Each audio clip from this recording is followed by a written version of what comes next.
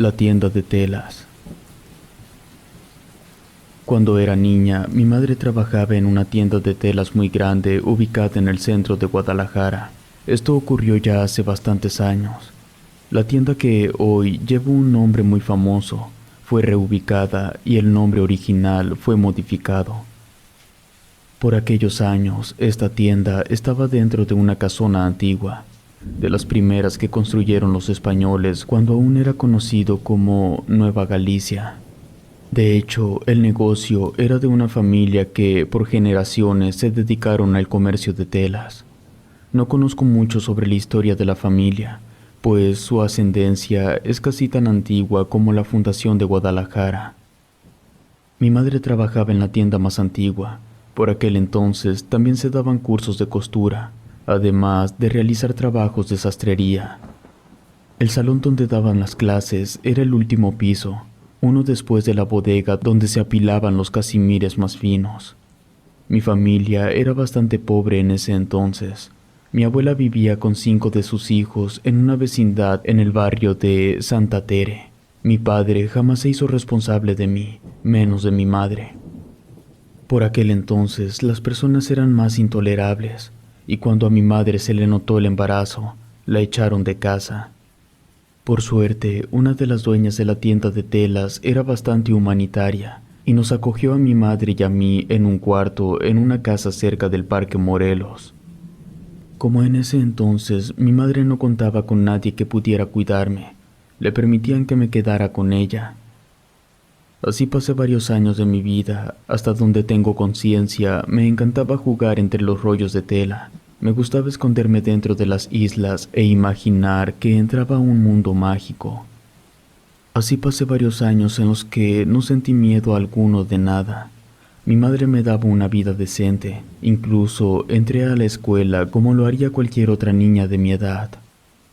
Por las tardes siempre la pasaba con mi madre en su trabajo. Creo que varias veces escuché decir a 2 señoras que eran costureras que habían visto y escuchado cosas extrañas. Estas las asociaban con fantasmas. El velador se llamaba Pedro y era un hombre muy amable. A pesar de que era alcohólico, siempre andaba intentando ayudar en cualquier cosa que se llegara a necesitar. Él era quien más hablaba sobre apariciones y, sobre todo, como no sentía miedo ante nada.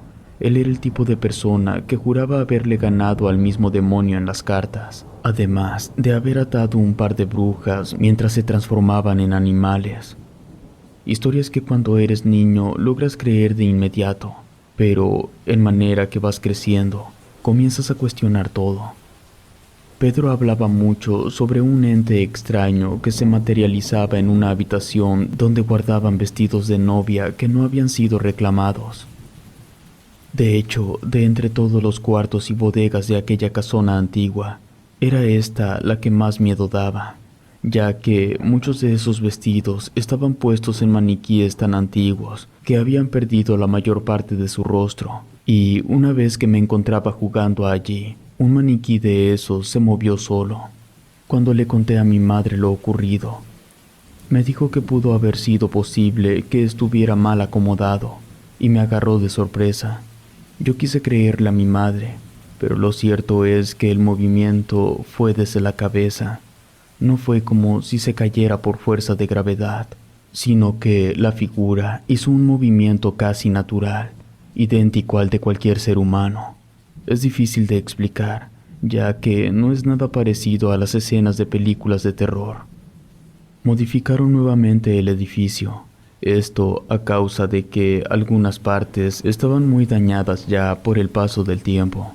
Se tuvo que tirar mucho material, de entre los cuales iban esos viejos maniquíes y vestidos de novia antiguos. Por aquel entonces también entró a trabajar una señora que se llamaba Teresa. Ella tenía una niña de mi edad que llevaba por nombre el mismo nombre de su mamá. No tardamos en hacernos amigas. Siempre andábamos juntas. Las personas nos veían y creían que éramos hermanas. Esto debido a que teníamos el mismo tipo de piel y estatura. En ese entonces nos la pasábamos jugando en la tienda. Nos escondíamos entre las islas de tela. Una tarde que hubo mucha gente, 2 niños de unos clientes se unieron a nosotras para jugar a las escondidas. Era una tarde bastante calurosa. Nunca he vuelto a experimentar un calor en verano como el de aquel año. Jugábamos en la segunda planta, en una zona que no era muy concurrida, ya que allí se encontraban las telas más finas. En una zona en específico hacía frío, cosa que era extraña debido al clima. Era mi turno de contar, pero hice trampa. Fingí mantener los ojos cerrados y recargarme en un muro, pero solo mantuve esa posición unos segundos. En cuanto dejé de escuchar los pasos de Teresita y ambos niños, me giré para ver hacia dónde se dirigían. Caminé lentamente hasta que vi cómo Teresita se escondía escalera abajo, mientras que los otros niños estaban en una isla de telas. Me quedé enfrente viendo cómo entraban. En eso, uno de los niños se percató lo que yo estaba haciendo. Salió de la isla para intentar reclamarme. En eso ocurrió algo terrible. De la isla salió una mano. Llevaba un guante blanco y holanes. La mano se aferró al niño y lo tiró hacia adentro. El niño intentó gritar, pero otra mano salió tapando su boca. En eso, tanto Teresita como el otro niño salieron de su escondite y comenzaron a decirme tramposa. Yo intenté callarlos para intentar decirles lo que acababa de pasar. Entramos todos a la isla, llamando al niño que, si mal no recuerdo, se llamaba Eric, pero del niño ni sus luces. Fuimos a buscar a sus padres. Cerraron la tienda y pusieron a todos los empleados a buscarlo, pero no lo encontraron. Yo di mi testimonio, pero tanto por la edad que tenía en ese entonces como la descripción que daba de las manos, no me creyeron. Nadie vestía de esa manera tan anticuada. Además, era imposible que alguien así pasara desapercibido por el personal de la tienda. El acto se mantuvo en secreto, y durante mucho tiempo mi madre no me dejaba alejarme de ella en el trabajo. Además, se mantuvo solo un acceso a la tienda, y se contrató a un guardia de seguridad privada para que la custodiara. Sonará cruel, pero al año todos se olvidaron de ese incidente. Sería por poca empatía o porque ya jamás volvimos a ver a los padres de los niños. Yo recordaba como si fuera un sueño lo ocurrido. Incluso me llegué a cuestionar si en realidad lo había vivido o soñado.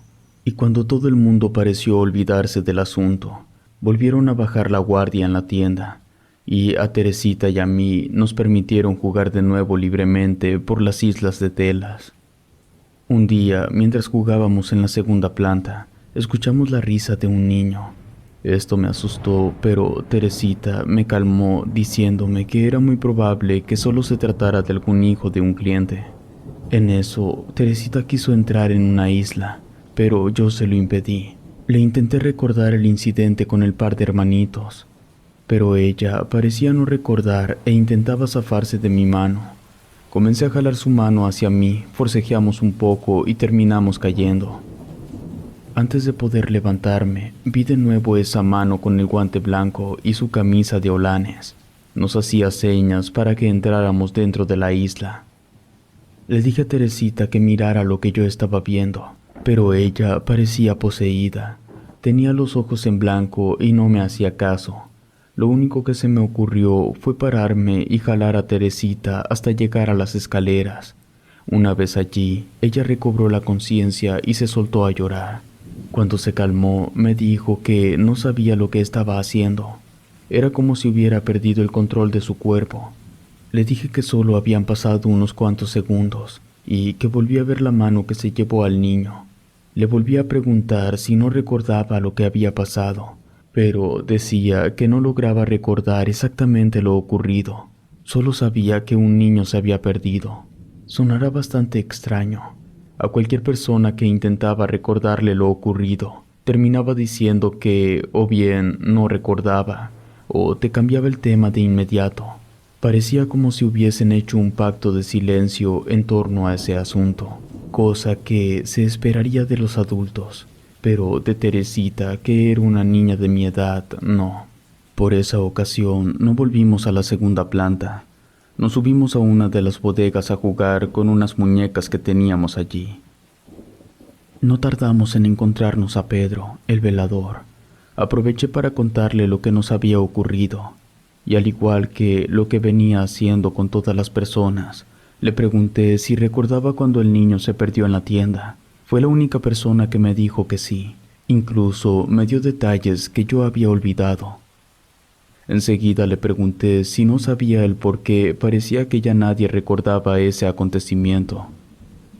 Pedro me dijo que no recordaban porque la desaparición del niño fue algo de origen paranormal, que aquel ente que se lo llevó ejercía una fuerza psíquica poderosa sobre todas las personas, sobre todo en los adultos, que perdían la sensibilidad hacia lo paranormal. Le pregunté a Pedro si sabía exactamente qué era el ser de guantes blancos. Me dijo que no había manera de saberlo, pero sí era posible ahuyentarlo, que él lo intentaría y que nosotras deberíamos tener cuidado y mantenernos alejadas sobre todo de la zona en que el niño se perdió. Esa misma tarde escuchamos unos pasos y el rebotar de una pelota en el pasillo de las bodegas. Sentí mucho miedo. Lo que me contó Pedro me había puesto aún más nerviosa de lo que estaba. Por suerte, se llegó la hora de irnos a casa y escuché a mi madre silbando desde la parte de abajo. Al salir del pasillo, entré en una intersección que te lleva a otro piso más arriba. Ahí vimos la sombra de un pequeño. No pudimos reconocer su rostro, pero sí escuchamos como si sollozara y pidiera ayuda. No nos atrevimos a acercarnos a él. De hecho, corrí a abrazar a mi madre y enseguida le dije que no deseaba pasar las tardes en la tienda, que prefería quedarme en casa. No me importaba si estaba sola toda la tarde. Mi madre primero me dijo que no, pero después de que le estuviera insistiendo, al final terminó accediendo, aunque me puso de condición quedarme encerrada y no abrir la puerta a nadie por ningún motivo. Obedecí a mi madre durante un tiempo, porque pronto me aburrí de la programación en la tele. Por aquellos años no existían tantas opciones como hoy en día. La habitación en la que vivíamos tenía una enorme ventana, por la que era fácil salir y entrar a la casa. Comencé a escaparme por las tardes y caminar por el centro. En una de esas me encontré a Teresita, a quien le di mi dirección y le dije que le pidiera permiso a su madre de visitarme por las tardes. Así no estaríamos aburridas. Pasó una semana para que Teresita me visitara. Yo, de la misma manera, le dije a mi madre que le había pedido a Teresita visitarme, solo que tuve que decirle una mentira. Le dije que me la encontré en la tienda, pues si le confesaba que estaba escapándome de casa, seguramente me daría una buena tunda. Cuando me visitó, la noté demasiado extraña. Pasó de ser una niña alegre e inquieta como yo a ser una niña callada y tranquila. Yo para ese entonces ya estaba en la pubertad y supuse que Teresita también, y que era por ello su cambio de humor, pero me equivocaba. Ella me contó que seguía estando en la tienda de telas, que al final lo había recordado todo. El niño que desapareció y la mano enguantada. Esto gracias a que siguió el fantasma del niño. Él le enseñó el lugar donde murió y, lo peor de todo, el ser que se lo llevó. Ese ser iba vestido como una especie de mimo, y según Teresita, actuaba igual que él. Ella lo vio dentro de una de las bodegas. Decía que no parecía un ser humano, sino algo que quiere hacerse pasar por uno. Alguien gracioso que intenta llamar la atención de los niños para llevárselos al pozo donde estaba el alma del niño perdido. También me contó que ella ya no se alejaba de la caja en la que su madre trabajaba, y que cada vez que le pedía un mandado, Teresita se negaba, cosa que hacía enojar a su madre. A pesar de que le había contado en reiteradas ocasiones que tenía miedo del extraño mimo que veía en las telas, su madre le acusaba de ser una mentirosa y floja. Después de escuchar la historia de Teresita, me quedé atónita. Sabía que algo se escondía entre las telas. No era algo humano, sino algo tan siniestro y malvado como para alimentarse de niños. De por sí ya le tenía miedo a los payasos, arlequines y demás artistas de ese tipo, sobre todo a los que se reunían en la plaza a lanzar sus chistes humillantes a toda la gente. Recuerdo que mi madre me prohibía acercarme a ese tipo de eventos, ya que decía que en esos lugares se robaban a los niños. Lo que mi mamá no sabía era que no era necesario salir para encontrarse con un mimo que se robaba a los niños, ya que éste se encontraba en su trabajo. Yo me mantuve alejada tanto como pude de la tienda de telas. No obstante, hubo ocasiones en las que fue inevitable que yo estuviera ahí. En una de esas pocas ocasiones, mi madre me encargó algunas cosas de la bodega en la segunda planta. Yo ya era más grande, tenía 15 años. Me dijo mi madre que ya pronto podría trabajar. Si mal no recuerdo, Teresita y su madre ya no asistían a la tienda. Esto a causa de que su madre se juntó con un señor que se hizo cargo de ellas. Poco a poco las cosas cambian, y en la tienda fue igual. Me sorprendió ver las cosas tan cambiadas. Muchos cuartos que fueron usados como bodegas se cerraron, lo mismo que el taller de costura. Solo quedaron algunas máquinas antiguas, las demás fueron vendidas. Ese día se me ocurrió entrar al antiguo taller. Todo estaba empolvado. En ese momento sentí como si aquella tienda de telas, a pesar de los sucesos terroríficos, fuera mi refugio, y en verdad lo era.